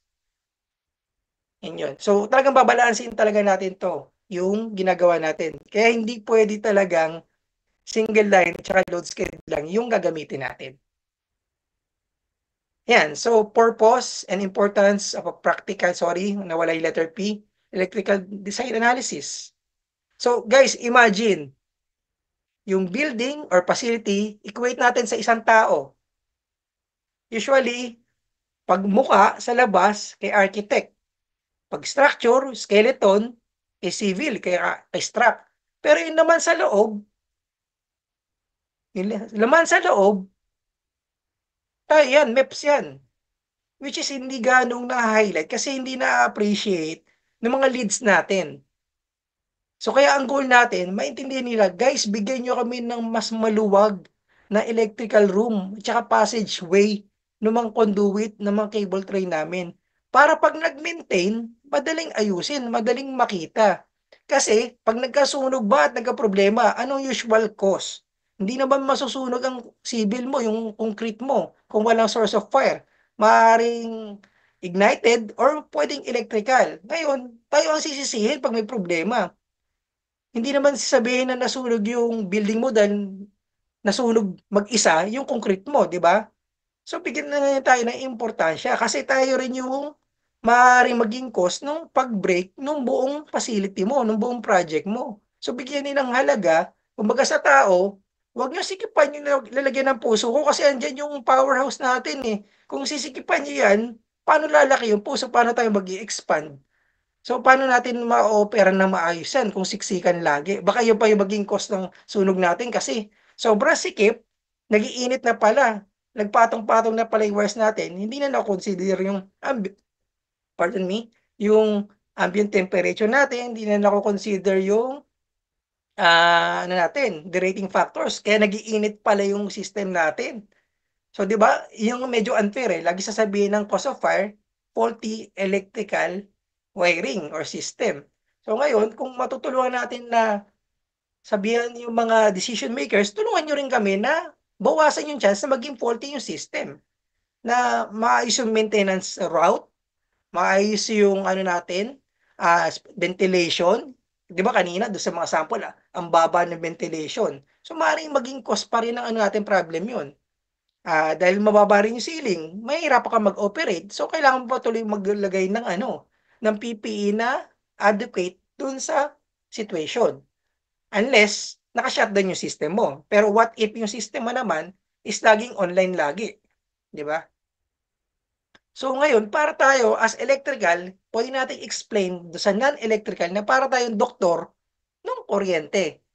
Pero, syempre, kahit tayo ordinaryong tao or kahit tayo electrical, kung ang doktor naman natin is bibigyan lang tayo ng figures nung ng MRI, bibigyan lang tayo ng BP natin, hindi natin ma-appreciate yun. So, dapat, kaya natin ngayon ikwento sa pasyente natin, which this case, yung ating mga clients, na ito yung pinaka-basic reason bakit kailangan gawin ito. Ito yung impact sa atin, sa safety, sa property, at the same time, yung mga cost savings, cost benefits, tsaka yung mga cost impact kung meron mang kailangan ayusin. Ma-anticipate natin. So, sample, sana huwag sasama kung meron man may civil. Pero tingnan nyo guys, condo. Usually kasi pag gagawa ng project, ang pinag-uusapan usually project efficiency. Ang efficiency ng space ko 76% leasable. Ang resulta, binigyan lang yata sa ating iirong parang ito lang. Ang mga panels mo malalaki, tapos sinama mo pa si meter center. So, di ba? Doon pa lang, arc flash pa lang, mababiolate na. Huwag ka na magpapabisita basta-basta ngayon ng tao na walang PPE dyan, di ba? So, yan. So, kung kaya nating sabihin doon sa decision makers or nandun tayo sa mga design review or design workshop, sir, baka pwede nyo akong bigyan ng minimum na size ng ganito. Baka pwedeng doblein to or i-separate natin yung meter center doon sa mga panels, sa distribution panels. Mga ganung suggestion. Kaya naman nilang i-optimize yung system na yan yung building efficiency nila O isa pang sample, imagine, ang laki ng combination, may mall ka or PESA area, binigay lang sa'yo, tapos hectares ang size. Tapos ang binigay lang sa'yo, paglalagyan ng powerhouse mo, nandito lang sa gitna. Dahil sabihin mo ng rectangular or pa letter L, dahil dito lang binigay sa'yo yung powerhouse mo, ang haba ng wire mo, voltage drop na kagad yun, di ba? So, i-consider din nila na kailangan optimize din yung position ng planta natin, ng mekanika, ng elektrika, ng plumbing. Di ba? Ng fire pro. Ano pa? So, yun. So, actually, yun na yung learnings. So, pero to summarize it up, hindi natin kailangan pakomplikahin yung EDA. Komplikado na siya already by itself. Pero kung alam natin kung anong purpose niya, at saka kung paano natin i-explain ang purpose niya, at paano ma-appreciate ng hindi nakakaalam ng EDA na meron pala talagang dapat paggamitan yan, makakatulong sa atin yan na makonsidero. Mabibigyan tayo ng consideration sa mga designs nila, pati sa budgeting nila. At the same time, halimbawa, sample, nagkukwentuhan lang tayo, tapos may kaibigan kang architect, kwento mo lang konti, napag-diskusyonan nyo lang, pero naintindihan nyo na para palang, yun nga, sample na tao, building, tapos sa loob, mayroon kang powerhouse, so kailangan may consider na dapat maayos yung spacing. Ganon din ang treatment mo. So kung ganon ang approach mo, makukuha nila na na importante pala yung ginagawa natin. Balikan ko lang konti, may naalala lang ako. Kaya ako pala nilagay ito. So kaya pala tao ang ginawa ko kasi na sample na sana maging basic, yung simple example na ma-appreciate yung si EDA. Basically, si demand factor sa katawan ng tao, ito yung normal na process na ginagawa mo. Everyday, gigising ka ng maaga, yung energy yung kinukonsume mo, ganun lang. Tapos si diversity factor, ngayon, ang nangyari, kailangan mo na ngayon schedule dahil papasok ka sa trabaho. So, kung dati, gumigising ka ng 8 a.m., pero dahil pumapasok ka na ngayon ng 10 a.m., mag-a-adjust na rin yung tulog mo, pati yung consumption ng pagkain mo. So, basically, yung power mo, nag-diversify ngayon yung function mo. Ngayon, power factor, nakakasakit ka na, medyo pagod ka na, hindi na balanse yung buhay mo, yung pala, naglalaging ka na kasi dumadami ng contributor ng power factor mo. So why not take a rest? Baka kailangan mo na magsalamin para yung vision mo dumiretso na, o baka kailangan mag-hearing aid, di ba? Or baka kailangan, halimbawa, yung tuhod mo, bumibigay na, kailangan ng mag-exercise, huwag lang laging nakaupo. So, ganun. Ganun ang interpretation ng katawan. Tapos, load factor. So, medyo introduce ko lang na konti si load factor. So, anong magiging impact ng load factor? So, kanina, pumapasok ka na ng alas 10. Ngayon, equate naman natin si load factor na, halimbawa, niligay ka naman sa gabi. Kasi mas ano ka, efficient yung manufacturing sa gabi pumasok. So ikaw rin, sa gabi ka mag-a-adjust. So yung load factor mo ngayon, sa overtime ka, sa third shift ka. So ganun magiging impact natin. So pag-i-equate natin sa katawan ng tao. So ngayon, habol ko lang si Res, si ano, si retail natin, electricity supply, kasi basically, kailangan rin natin i-consider ngayon si load factor pag nag-i-EDA tayo. For me, ako, mas maganda part natin ng recommendations natin is consider na rin si RES tsaka si load factor.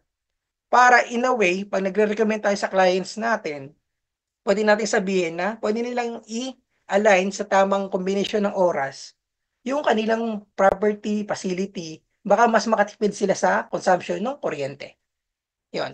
So, learnings. Yan. So, sana sabihin natin na meet natin yung objectives 1, 2, 3, and 4. So, questions, so konting ano lang, emojis, charade. So, document, communicate, verify, tapos relay, tapos make sure na agree kayo lahat. Tapos nako-communicate ng maayos, nadi-discuss yun ng maayos para maging successful yung ating mismong career as electrical engineers. Tsaka at pati ang business natin kung gagawin natin business 'to. So kung itong mga ganitong bagay na-combine natin, siguro magiging mas maganda yung ginagawa natin, magiging mas successful tayo. Okay, thank you. End of my presentation. So any questions po?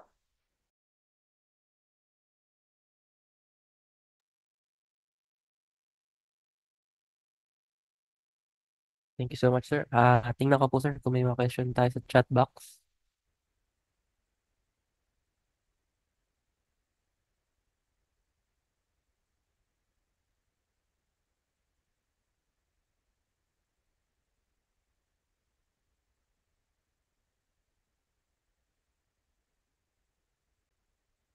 So, sir, may isang question from Vivo1814.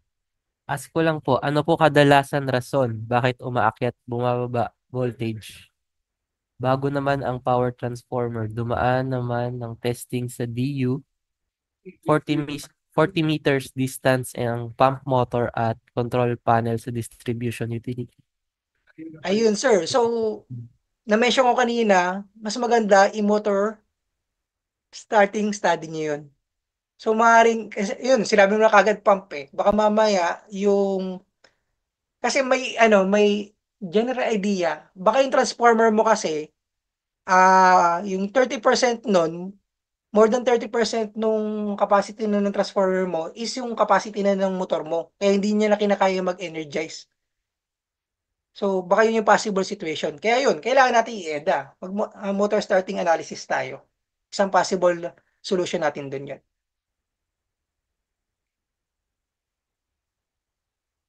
Hindi kasi natin kagad masasabi kagad yung ano, depende ka talaga sa combination ng nangyayari do sa load mo. Kasi sabi niyo maayos sa DU eh. So, ibig sabihin, stable na doon. So, load side talaga magiging problema mo doon. Ano bang rating ng motor? Medium voltage or low voltage?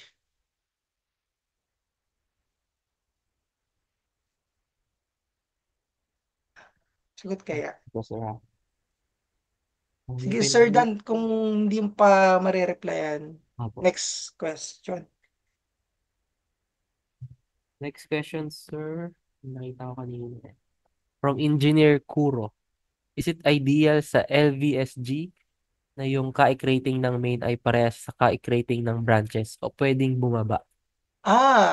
Actually, kung halimbawa halimbawa construction muna, i-implement mo muna yung project, mas maganda mataas yung kike rating. May ano, medyo idikit mo, pero depende sa level, Kung halimbawa ang loads mo naman is yun nga mga ilaw lang, tas LBSG mo may mga pumps na dun, huwag mong ididikit kaagad. Bukod sa mapapamahal ka, yung ano pa, yung sensing capability nga equipment mo, baka hindi niya ma-sense yung dapat niyang i-sense. Baka nasobran naman sa taas. So, babalansin yun. Although, theoretically, mas maganda, mas mataas yung kike rating para safe ka lagi. Depende pa rin doon sa load nung nandun sa lower branch mo, sa pinakamalayo. Or kung ano may load na kinikater nyo. Sir. So, to answer that, sir, not necessarily lagi mong ipapantay yung kike rating na LBSG tsaka sa pinakamalayo mong branch. Yan. Okay, sir. Next question, sir. Next question from John B. Ano po ba ang requirements ng OBO pag dwelling units lang at para sa commercial? Ano po yung mga applicable at not applicable? Actually, magandang question yan. May mga obos pa rin na hindi nanghihingi ng short circuits, yung kite rating, pati arc flash.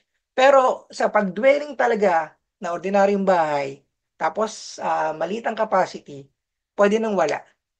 Kasi wala ka namang giging source ng malaking short circuit doon eh. So, okay lang. Kahit yung basic na common commercial breakers lang gamitin mo, okay lang. So, yun ang kagandahan nun. So, yun yung reason kung bakit ko sinabi na dapat lahat tayo naiintindihan natin kung kailan gagamitin si EDA. So, kung ngayon, kung naiintindihan na ngayon ni Obo, na not necessarily, dahil hindi naman ganun kalaki ang short circuit na kailangan sa bahay na ordinary, hindi sa condo ha, pag condo kasi combination na. Pero kung halimbawa, ano ka lang, tawag doon, single dwelling ka, ganun. So, basically, not necessary na eh, ang liit na eh. Yan. So, nasagot ko po ba yung tanong? Pag commercial din, ganun. Ito ang tricky sa commercial. Sa commercial, kailangan mo. Kasi, pag commercial naman, nakadikit ka naman sa isang mas malaking facility. Branch ka lang nung commercial. What if yung, alam mo, naglalagay ka ng 7-Eleven, pero yung paligid mo, maraming loads na, contributor ng fault. So, dapat, consider mo na meron kang babalik sa'yo. May babalik ka. Kahit ordinaryong laman lang, diba, ordinaryong hardware lang nilagay mo, ilaw lang at saka electric pan lang talagang kinukonsume ng hardware mo. Pero yung paligid, excuse me, pero yung paligid mo naman, mga Jollibee, McDo. Tapos puro electric na yung mga nila, pangluto nila.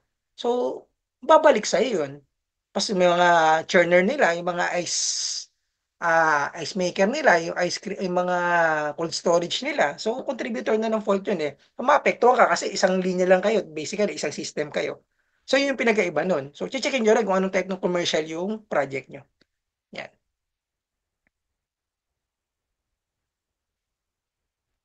Sir? May nag-i-inquire dito, sir, ng saan daw po ba maganda mag-seminar ng ETAP? May nakita ko taga Easy Power Sorry, sir, sasagutin ko lang yung tanong pero hindi ko ini-endorse ETAP basically sa Pilipinas, parang pagkaintindi ko isa lang yata nagbebenta talaga ng ETAP eh. So sila LTEX nagpapa-seminar din sila pero I think it's around 90, not sure sa around 90K na kanilang training session.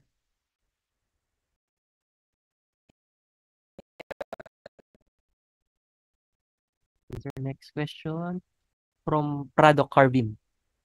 How can we address the load flow analysis if may low voltage na nangyayari from utility? Actually, na yun, hindi lang basta, na yun, hindi lang basta low voltage na kagad yun. Sorry, low flow kagad yun. Baka may mga fault ka na nangyayari doon. Or may mga hindi ka na, may equipment, may mga leak na yun. Hindi na nagsisense or hindi na nagpa-function yung equipment mo. Pero, bakit? Ayun ang tanong. So, anong klase yan? Alam mo, 34.5 ba yan? Tapos nagkakaroon ko ng low voltage? Isang paa? Ganon? Or may leak? May additional comment siya dun, sir. Considering may cap bank daw po sa load side. Okay. Check nyo muna mabuti. Kasi sabi mo, doon ka sa utility side nagkakaroon ng low voltage So may leak ka doon. Ano ba? Baka may single line to ground ka nangyayari. Na maliit na value lang kaya hindi nyo napapansin. So baka nag-earth leak ka lang. Or ground fault lang. 'Di ba? So check nyo rin yung muna doon. Huwag nyo muna sisihin si Capbank. So kung gusto nyo makasigurado, offline nyo muna si Capbank. Huwag nyo lang bubuksan syempre yung kailangan nyo i-correct. Unti-untiin nyo. So kung ngayon, kung mauunti-unti nyo yun, part by part, kung talagang suspect nyo si, si entry point, doon muna mag-focus. Tanggalin nyo muna yung cap bank kung yun yung sinasabi nyo. Saka nyo, checkin ngayon yung part ng utility. So kung hindi yun yung source, meron pa rin, maaaring may leak yung system nyo. Baka may mga sira ng, tawag dito, insulator yung mga connections nyo.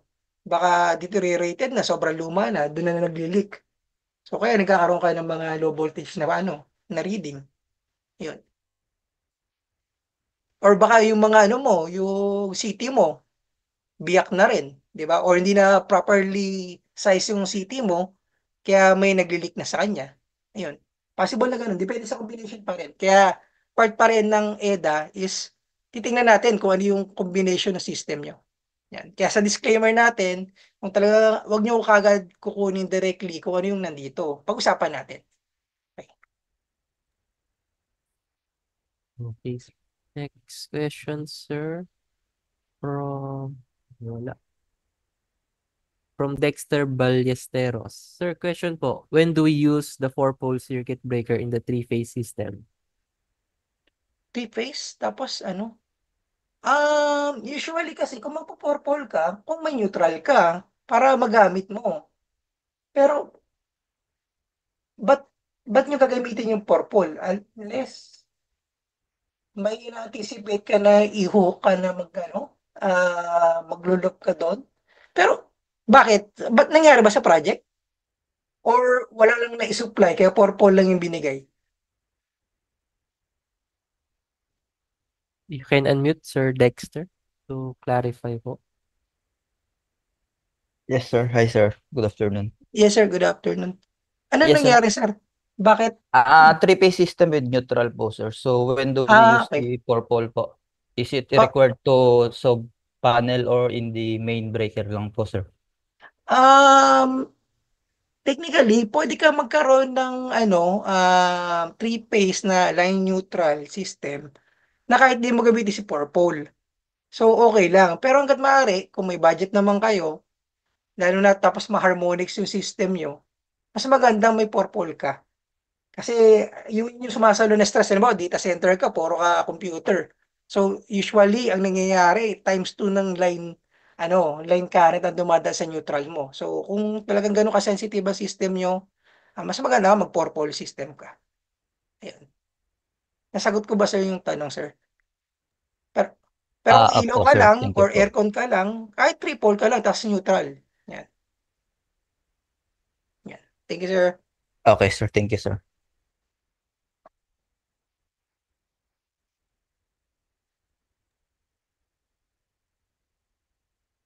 Okay, sir. Next question, sir, from John D. ulit. Kunwari po yung LVSG ko 50 kA. Yung Okay. faulted fault. Tas yung main is 50 to 65 kA. Then so dapat yung outgoing niya okay lang mas mababa. Wait.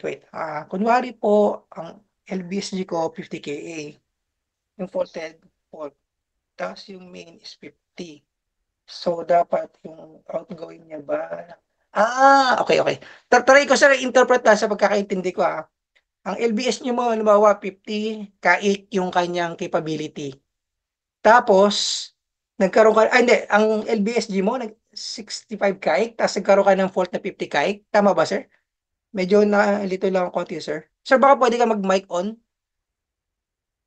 Hello, Sir Sir John. John? Then unmute din po. To clarify yung question. May mga questions pa po na nakikita ko may questions pa po kayo. Or ang question mo is, sir, kung ang LBSG ko is 50, pero pagdating do sa upper, halimbawa sa medium voltage side or sa high voltage side, mas mababa yung kaik rating? Pwede yun, sir. Lalo kung nagkaroon ka ng transformation na ng voltage. So usually talaga, pagdating sa fuse side, mga nasa 20 kaik lang, 10 kaik, 15 kaik. So depende para sa load, sir. Yun. So pwedeng mangyari yun, sir. LBSG mo, kahit 100 kaik, pwedeng maging sa upstream mo, naging lang, 10 kaik. Possible yun. Yung ba sir yung tanong?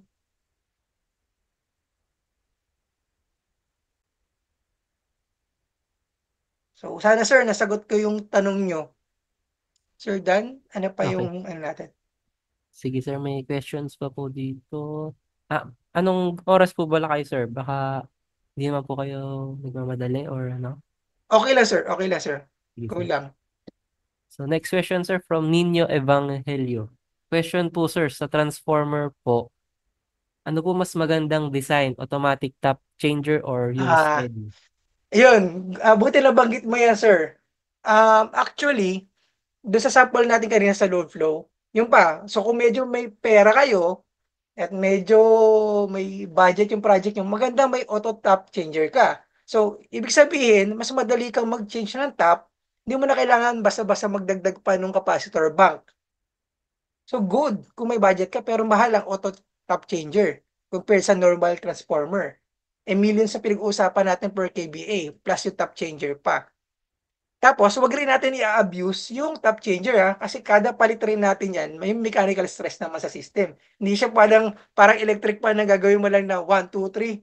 Pag kailangan mo ng malakas, gagawin mo 3, tapos babalik mo sa 1. So, pero mas good kung may budget. Yun. So, side comment ko na lang is hindi mo pwedeng basta-basta palipat-lipat yung tap changer. Pinapalit mo rin yung efficiency or lifespan ng transformer. Yan. Okay sir, next question sir from Mark Dennis Arcera. Is EDA needed for PTO o for DOLE? If needed, kailan po need i-update ang EDA? Sorry sir, what's PTO? Permit to operate siguro po ito sir, Ah, sa DOLE. pag bago ka sir, Permit to basically, operate po yan, sir. permit to operate. So, pag bago yung facility mo sir, usually, nagawa na ng study yan. Ngayon, kung medyo 3 to 5 years yan, mandatory sir, i-update nyo. Kasi ano yan maaaring nag-deteriorate ng insulation nyo. Not sure kay Dolly kung mandatory pero kay OSHA or kay NFPA 70E, nire-recommend nila every 5 years, kung talagang wala nagbabago sa system nyo, magkaroon kayo ng study. So, kung may edad talaga, mas recommended talaga na merong at least 2 to 3 years gumalaw na kayo, lalo na kung wala namang major changes. Kasi yun nga, nagde-deteriorate yung insulation, nagkakaroon ng loosening, tapos siyempre, lumilit din yung efficiency ng ibang equipment natin. So, mas maganda meron. Yan, sir. So, not necessary i-require kagad ni Dole. Depende sa type ng building. Tsaka yung edad ng building. Ayun. Paki-correct na lang po ako kung may taga-Dole, pero kung interpret ko si 70E tsaka si OSHA, ganun po yung kanilang sinasuggest.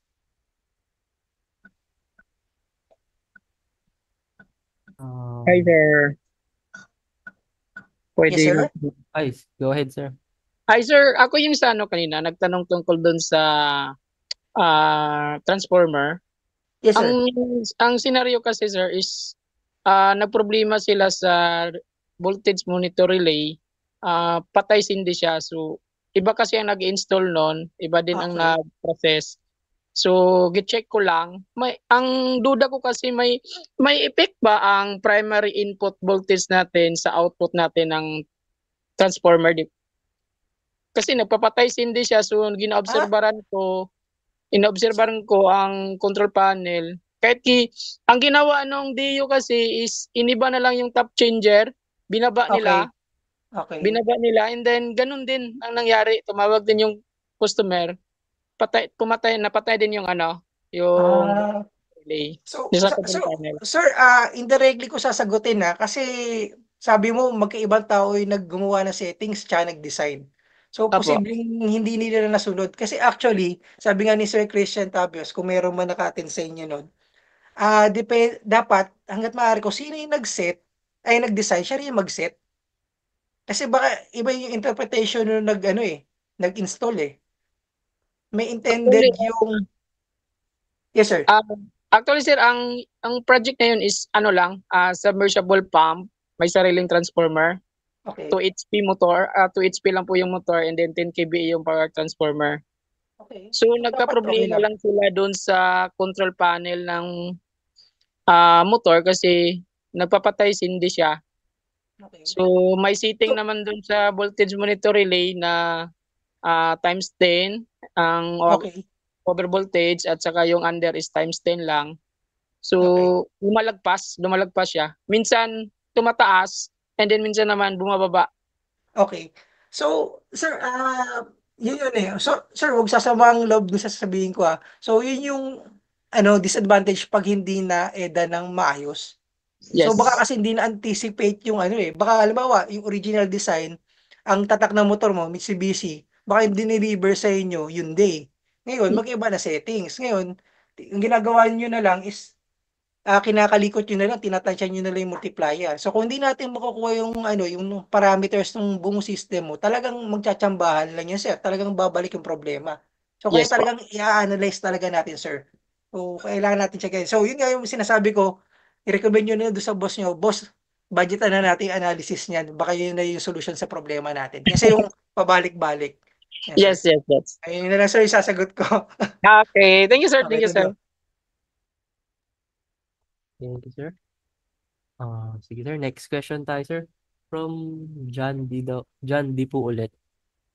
Does it still affect po yung utility fault pag dwelling unit lang yung short circuit ko?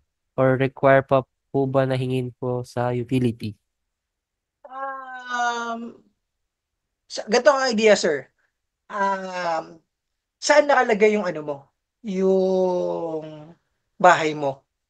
Kung urbanized area, I suggest hangga't maaari, hingin mo pa. Pero again, sir, kung maliit naman ang bahay mo, wag na. Kaya nga sinabi ko doon sa sa kaninang tanong, kung ang bahay mo maliit na, kaya na yung hindi hanapan sana ng obo yun. Kasi hindi ganun kalaki impact. Pero kung ang bahay mo naman, may mga elevator ka, yan, kailangan na natin lagyan ng study yan. Pero kung normal aircon lang sa bahay, hindi na nalagpas siguro ng 22 kaya kung pang bahay lang eh. So ngayon, to answer your question, hangga't maaari, makahingi kayo ng short circuit settings or values galing sa ating utility provider. Ang problema lang doon, kung mga bahay usually talaga in reality hindi rin sila basta magbibigay. So siguro yun ang dilemma mo, sir, no? Ang magandang suggestion siguro diyan is tingnan mo kung anong profile ng lugar mo. Kung nasa city ka, maaaring malaking i-anticipate mo. So, itawag mo, sir. Pero kung nasa probinsya siguro, or tapos medyo konti naman yung nasa paligid na contributor ng fault, pwede mo na mag-assume. Yun nga lang, ilagay mo sa sa report mo na ito yung in-assume mong short circuit ng utility. Pero again, kung ako tatanungin, I would recommend na lagi kayo manghingi ng values sa utility. Hindi nyo kasi masasabi kung ano yung nasa paligid nyo eh. Halimbawa, yun nga, nasa probinsya ka, pero naman yung katabi naman ng grid na tinatapan mo, puro naman pagawa ng bakal. Eh di, ang taas rin ng contribution. Di ba? Yun. So, depende talaga sa situation. Pero kung walang ibang contributor na sure ka, pwede ka mag-assume ng values. Yun. Nasagot ko po ba yung tanong?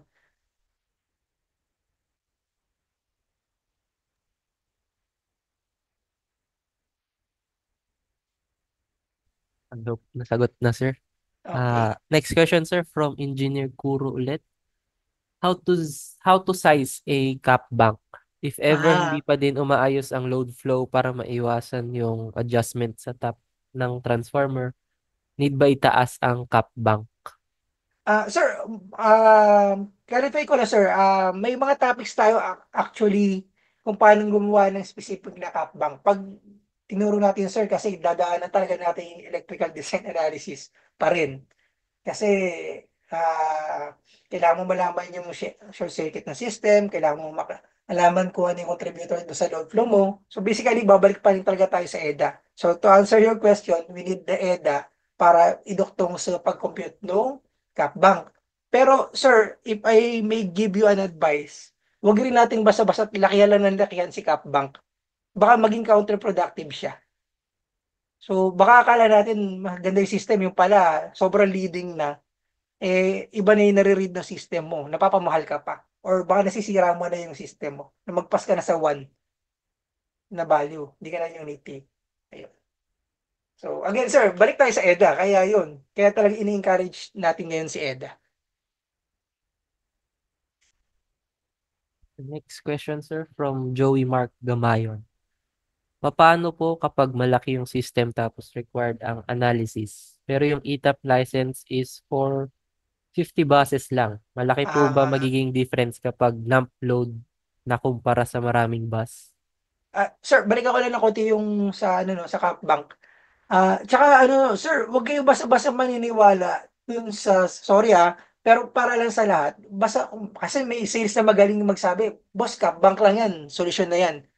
Not necessarily Capbank solusyon na, baka mamaya may filters ka ng kailangan. Tsaka yung type, hindi lang Capbank yun eh, may mga filters ka pa rin pwede i-combine eh. Baka hindi yung power factor ang problema, baka harmonics na. So, wag basta-basta talaga sir maglagay lang ng Capbank. Tapos, sir, yung question after, sorry. Sige, sir. Yung next question, sir, is, tanong niya po is, yung ETAP po kasi is 50 buses lang Okay. daw po yung sa license. Malaki daw po ba ang magiging difference kapag lump load na kumpara sa maraming bus? Actually, sir, talagang may big difference. May ibang ways kung maliit yung bus mo. Pero hindi ko pwede ituro, sir, kasi baka magalit sa akin si ITAP. Kasi there's a reason kaya 50 bus yung value nun, di ba, sir? Pero may way. May creative way, legal way. Hindi ko na pwede discuss, sir. At tingin ko kung ginagamit mo na may itap, magagawa ng paraan. Nandiyan lang sir, hanapin nyo lang. Doon sa mga sample ko, na makikita nyo doon na ginawa ko rin actually kasi limited rin lang yung ginagamit kong itap. Kung marireview nyo yung mga shinare ko doon sa PowerPoint, nandun na, ginawa ko rin na para na magkasya yung bus ko. Yun. Yun na lang sir yung sagot ko.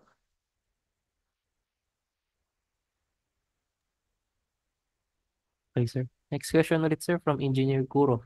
Related lang po sa question kanina. Acceptable po ba na gamitin ay 3-pole lang kahit na separately derived ang system? What do you mean sir separately derived? May dedicated kang service entrance, transformer, ganon, tapos triple lang?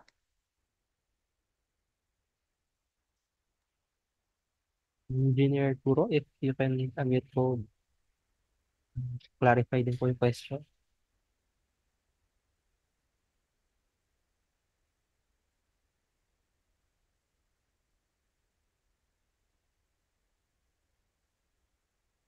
Mukhang wala po ata siya, sir. Sige, next Ah, question tayo, sir. Sir Dan, pwede kong i-limit hanggang 4 o'clock? Ako, sir. Hanggang Okay. 4 lang po din ng i-limit ko nga po. Okay lang, sir. Sige, sir, siguro mga 5 questions na lang po. Okay. Sige po. Next question is from Michael De Jesus. Ilang kaik daw po minimum sa residential? Sir, wag ganun ang tanong natin, sir. Wag ganun ang tanong. Kasi baka mag-backfire sa atin yon.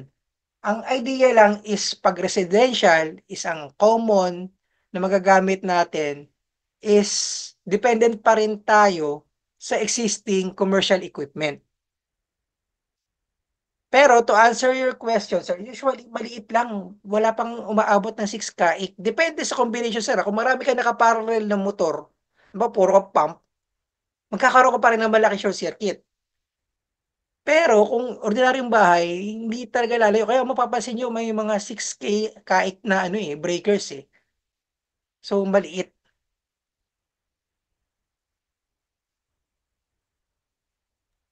Yes, sir. So, sorry, napatingin lang ako doon sa chat ni Engineer Kuro. So, yun ang sagot. Hangga't maaari, huwag niyong iisipin na magde-design ako kasi lang, sure ako 10 kaik lang yan.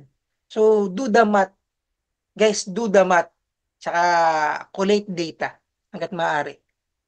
Yun yung best solution. Huwag niyong sabihin, hindi, ganito lang yan. 10 kaik yan, matik yan. Huwag. Lisensya niyo nakataya doon. Pati buhay ng tao. Pati property. So, due diligence, do the electrical design analysis. Yan. Sir Dan? Sige, sir. Ito ata, sir, yung from kay Engineer Kuro na sagot po dun sa clarification ng question niya. Separate grounding for transformer and genset. Sir, technically, yung equipment grounding mo, dapat ano yun, isang loop. Kasi kung importante rin ng ground natin, sir, baka kaya nagkakaroon kayo ng leak. Tsaka may mga equipment na hindi under pag walang system ng grounding. Hindi niya nasa-sense na may loop. Yung pa pala, balik ako ng konti. Part din ng electrical design analysis natin ng grounding system. So guys, huwag natin i-dismiss yung grounding. Sobrang importante niya. Actually, sanay lang tayo, nakikita natin sa plano. Nakatawag doon, ground pit lang or yung naka-triangular lang, masaya na tayo doon. Tapos babaksakan lang natin ng 100 mm squared na BCW. Kala natin sapat na yun. Hindi ganun guys. Dapat optimize din yung grounding natin, pati yung soil study natin.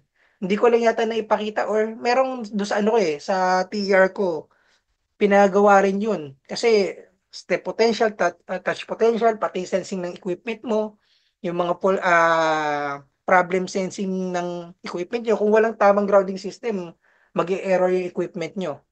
So yun, so importante sir. So to answer your question sir, hangga't maaari, I encourage follow yung tamang grounding. Pwede nyo paanda rin sir, pero magkakaproblema kayo later on dyan. Ayan. Okay, sir. Next question, sir, from Elmer Espiritu. May required po ba na minimum CAIC rating in PEC or in any standards na gagamitin for residential? Again, sir, ang pinaka tamang sagot dyan is always do the math. Huwag nating patamaan yung short circuit natin. Kasi yun nga, kung akala mo residential lang, pero puro aircon naman yan at saka may elevator, tapos meron pa silang pump ng swimming pool, meron pa silang pump ng heater, o di ba? So sobrang ganda ng bahay, hindi na basic 10 kaik lang 'yan. So ganun sir. So do the math, pag-aralan nyo. Actually swerte kayo may Thursday delight. Be active here kay Northern Laguna. Ang dami yung makukuha libre na seminars. Swerte na magagaling pa. So, niyo na ako, gawin niyo na exception. Pero ang gagaling ng mga nakikita ko nandito. Actually, kahit ako, umattend ako, Sir Dan, kung napapansin mo, di ba? So, nakikigulo rin ako minsan sa inyo. So, samantalahin nyo yung may nagtuturo ng libre. So, do the math, guys. Huwag nyo patamaan yung CAIC rating. Be an engineer. Ano? Sir, Sir Dan? last two questions na lang, sir. From Mar Escoliano. Kailan ni-require ang recloser or load break switch? And sometimes pa po, both po. Okay. Ang tanong is gaano ka-critical yung system mo. Kung halimbawa, furnace ka ng equipment. Halimbawa, furnace ka na, arc furnace ka, sobrang naglulusaw kayo ng bakal.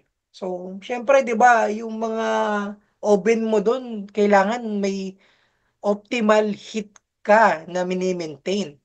Pero dahil ang mga equipment mo doon, naglalaki ang mga hydraulic presses, mga motor, high torque motors, siguro pwede ka mag-recloser kasi ayaw mong bumigay yung system.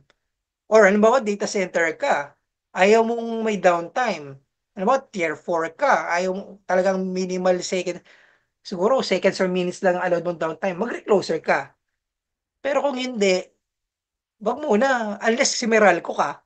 Ganun, di ba? Ganun ang idea eh. Kung ikaw si utility, mas gusto mo na nagre-recover ang system mo, invest in a recloser. Pero mahal yun, guys. So, huwag kayo basta-basta mag-endorse kung hindi naman ganun ka-critical yung project nyo. Maganda pakinggan na may recloser, pero kung sobrang mahal naman, huwag nyo na-endorse. Tsagain nyo na lang na balikan si fuse, ayusin. Ang the best suggestion is magkaroon kayo na spare na fuse. Lagi. Kasi by practice, mas mura si fuse kaysa doon sa ibang equipment. Ayan. Sana po nasagot ko yung tanong. Sir. Last question, sir, from John Ray Capenya Osare. For house dwelling, we could not possibly request fault data capacity and we assume a certain capacity. What could be our reference on part of transformer impedance? Is there a standard table we could refer? Okay. So two parts ang question, sir. Doon muna sa sa short circuit ng utility. So, ang ma-recommend ko is don't complicate the values that you will use. Base 10, base 100. For assumption lang naman eh. Okay na yun, bahay naman. Hindi meron kayong impact yun. Sige, so let's say, pwede nyo na sabihin 100, 200, mga ganun. Huwag nyo nang gawin na 1999.99. Pahirapan nyo yung sarili nyo, lalo na kung manual kayo magko-compute. So, tapos ano yung second part ng question sa ano, sir? Impedance and transformer. Opo, sir. Actually, guys, internet is your friend. May IEEE, ANSI, IEC standard sa transformer. Nandun yung mga typical impedance values ng transformers natin according to their voltage and range ng capacity. So, nandun yun, sir. Research nyo lang. Hindi ko pwede i-share kasi binabayaran yung document eh. Pero nandun yun. Yun na lahat ng ating questions, sir. So, thank you so much, sir, for this wonderful topic. I-present ko lang po, sir, ang aming Certificate of Appreciation to award.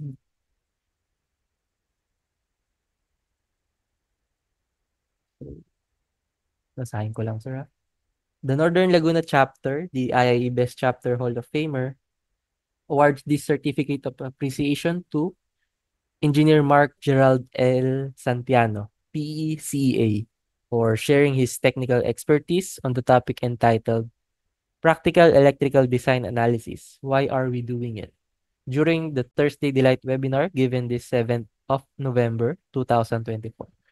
Signed by Anthony Jefferson Atienza, our Vice President for Technical Affairs, Reginald M. Castillo, our President, Rodelito V. Manalo, our webinar proponent and co-host, and Ms. Esperanza A. Collado, our National Vice President for External Affairs. So again, sir, thank you so much. And I hope marami pang mga susunod pa na ma-invite po namin kayo for this Thursday Delight webinar. Maraming salamat, Sir Dan, at saka NLC, lalo kay Ma'am Chi, siya nag-invite sa akin dito. So, kung may tutulong po ako, please, sabihin nyo lang, willing to help, willing to uplift our profession. So, kung may mga tanong din po kayo, iwan ko po sa inyo yung contact details kay Sir Dan. So, pwede nyo po Okay, kaming i-consult if may need kayo. Okay, sir. Yung presentation niyo po ba, sir, pwede namin mahingi? Yes, sir. Opo. Sige, Send sir. ko sa inyo. Okay. Thank you, Sige. everyone. Salamat sa mga nasa abroad sa oras nyo. 05? Thank you.